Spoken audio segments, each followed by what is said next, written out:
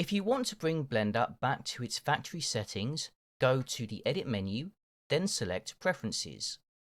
From here, look for the hamburger icon, which has the tooltip for Save and Load.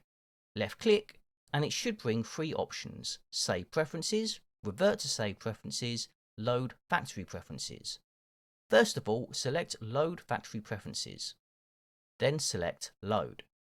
This brings back everything to the default settings of Blender.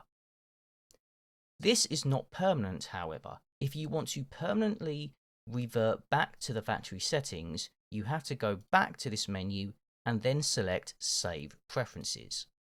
Now, when you close Blender and open it up again, it will use the factory preset for all of its settings.